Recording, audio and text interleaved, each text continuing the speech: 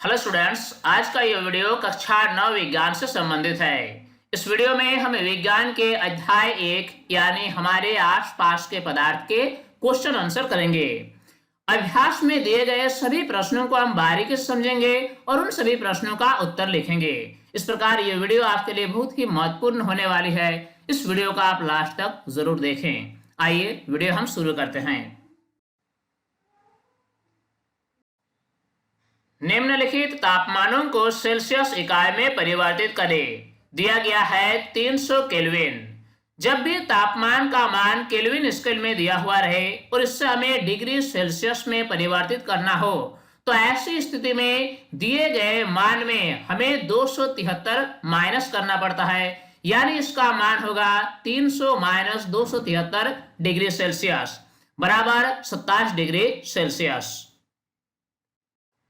प्रश्न बी है 573 केल्विन बराबर होगा 573 माइनस 273 डिग्री सेल्सियस यानी 300 डिग्री सेल्सियस। अब प्रश्न संख्या 2, निम्नलिखित तापमानों को केल्विन इकाई में परिवर्तित करें। प्रश्न है 25 डिग्री सेल्सियस। जब भी तापमान का मान डिग्री सेल्सियस में दिया हुआ रहे और इससे हमें केल्विन स्केल में बदलना हो तो हमें इसमें 273 जोड़ना होगा, यानी 25 डिग्री सेल्सियस बराबर होगा 25 प्लस 273 केल्विन अर्थात 298 केल्विन। प्रश्न बी है 373 डिग्री सेल्सियस। यह बराबर होगा 373 प्लस 273 केल्विन अर्थात 646 केल्विन। अब प्रश्न संख्या 3, निम्नलिखित अवलोकनों हेतु कारण लिखें। पहला प्रश्न है नैफ्थलीन को रखा रहने देने पर यह समय के साथ कुछ भी ठोस पदार्थ छोड़े बिना अदृश्य हो जाती है। अगर नैफ्थलीन के ठोस रूप को हवा में खुली छोड़ दिया जाए तो कुछ समय के पश्चात ऐसा देखा जाता है कि यह बिना कुछ ठोस पदार्थ छोड़े ही अदृश्य हो जाती है। इसका क्या कारण है यह हमें लिखना है। इस प्रश्न का उत्तर लिखेंगे नैफ्थलीन एक वाष्पशील ठोस है जो द्रव अवस्था में आए बिना सीधे वाष्प में बदल जाती है। इस प्रक्रिया को ऊर्ध्वपातन कहा जाता है। कुछ ऐसे ठोस पदार्थ हैं जैसे कि नैफ्थलीन। इस प्रकार के पदार्थ को खुली हवा में रख देने पर यह द्रव अवस्था में आए बिना सीधे वाष्प में परिवर्तित हो जाती है और इसी परिघटना को ऊर्ध्वपातन कहा जाता है। इसलिए कुछ समय के बाद यह वाष्पीकृत होकर अदृश्य हो जाती है। प्रश्न बी है क्या कारण है कि हमें इत्र की गंध बहुत दूर बैठे हुए भी पहुंच जाती है। इस प्रश्न का उत्तर लिखेंगे इत्र एक वाष्पशील द्रव है जो वायु के कणों के साथ मिलकर सभी दिशाओं में विसरित हो जाती है। इत्र एक वाष्पशील द्रव है। इसे खुला छोड़ देने पर यह वायु के कणों के साथ आसानी से मिल जाती है और ये वायु के कणों के मध्य स्वतः मिलने की जो परिघटना है इसे विसरण कहा जाता है। विसरण विधि में क्या होता है कि ये सभी दिशाओं में आसानी से फैल जाती है, इसलिए हमें इत्र की गंध बहुत दूर बैठे हुए भी पहुंच जाती है। अब हम आगे बढ़ेंगे और देखेंगे अभ्यास का प्रश्न संख्या 4। निम्नलिखित पदार्थों को उनके कणों के बीच बढ़ते हुए आकर्षण बल के अनुसार व्यवस्थित करें। प्रश्न में दिया गया है जल, चीनी और ऑक्सीजन। इन सभी पदार्थों को हमें व्यवस्थित करना है उनके कणों के बीच बढ़ते हुए आकर्षण बल के आधार पर। जैसा कि हम जानते हैं कि ठोस पदार्थ में कणों के मध्य आकर्षण बल सबसे अधिक होता है, द्रव में उससे कम होता है और गैसीय अवस्था में सबसे कम होता है। चीनी एक ठोस पदार्थ है, जल एक द्रव पदार्थ है और ऑक्सीजन गैसीय अवस्था में होता है। इसलिए इस प्रश्न का उत्तर हम ऐसे लिखेंगे। चूंकि ऑक्सीजन गैसीय अवस्था में होता है इसलिए ऑक्सीजन में कणों के मध्य आकर्षण बल सबसे कम होता है, जल में यह आकर्षण बल कुछ अधिक होता है और चीनी एक ठोस पदार्थ होने के कारण इसमें कणों के मध्य आकर्षण बल सबसे अधिक होता है। अब प्रश्न संख्या 5, निम्नलिखित तापमानों पर जल की भौतिक अवस्था क्या है? प्रश्न है 25 डिग्री सेल्सियस। चूंकि बर्फ का गलनांक 0 डिग्री सेल्सियस होता है और जल का क्वथनांक 100 डिग्री सेल्सियस होता है, यानी अगर तापमान का मान 100 डिग्री सेल्सियस से कम और 0 डिग्री सेल्सियस से अधिक हो तो ऐसी अवस्था में जल की भौतिक अवस्था द्रव अवस्था होगी। अर्थात हम कह सकते हैं कि 25 डिग्री सेल्सियस तापमान पर जल द्रव अवस्था में विद्यमान होगी। प्रश्न बी है 0 डिग्री सेल्सियस। 0 डिग्री सेल्सियस तापमान पर जल किस भौतिक अवस्था में होगी? इसका उत्तर होगा 0 डिग्री सेल्सियस तापमान पर जल ठोस तथा द्रव दोनों अवस्थाओं में हो सकता है, क्योंकि जल का हिमांक तथा बर्फ का गलनांक दोनों ही 0 डिग्री सेल्सियस है।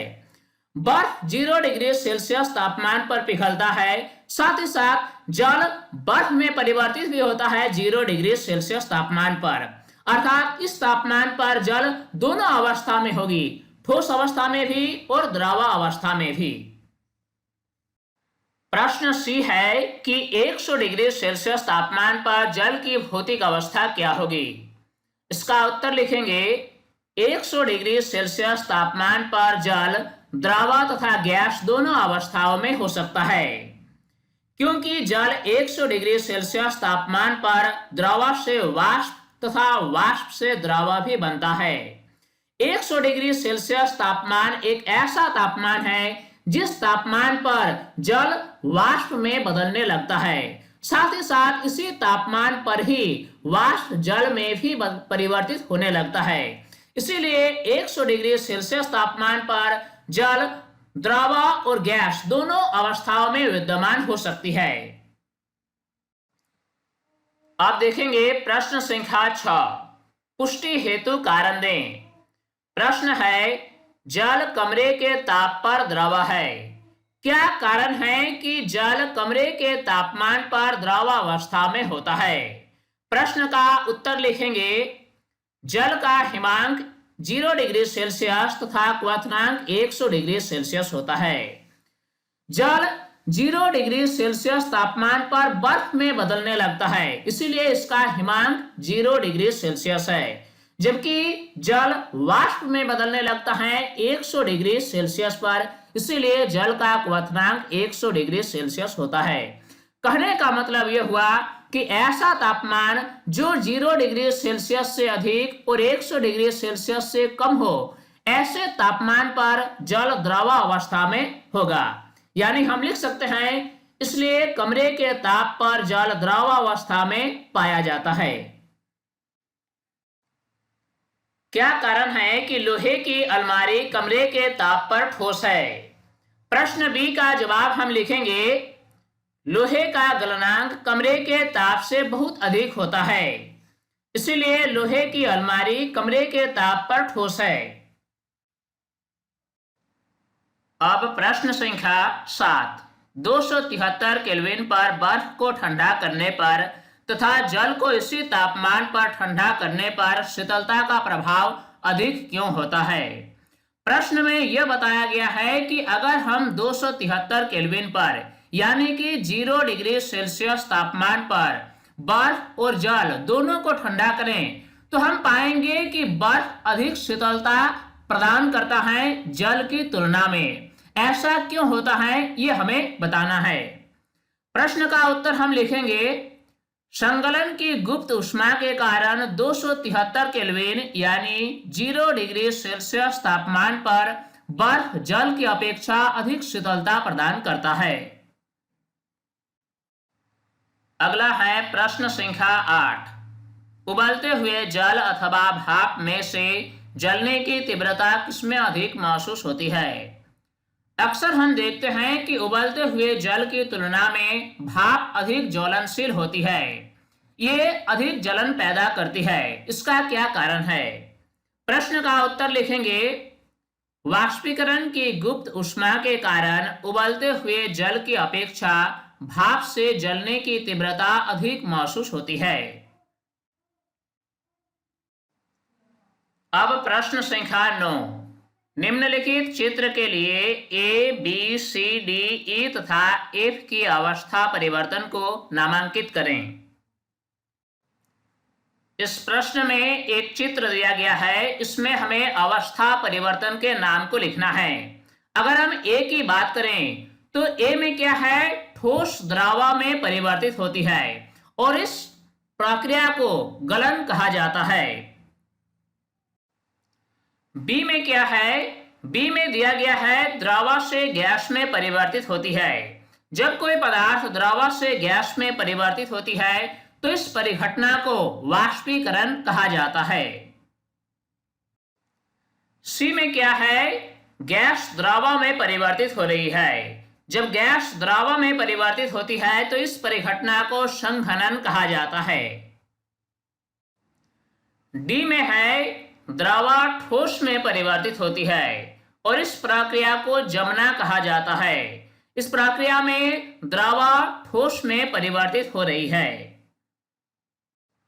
प्रक्रिया ई में क्या है, ये ठोस सीधे गैस में परिवर्तित हो रही है और इस परिघटना को ऊर्ध्वपातन कहा जाता है।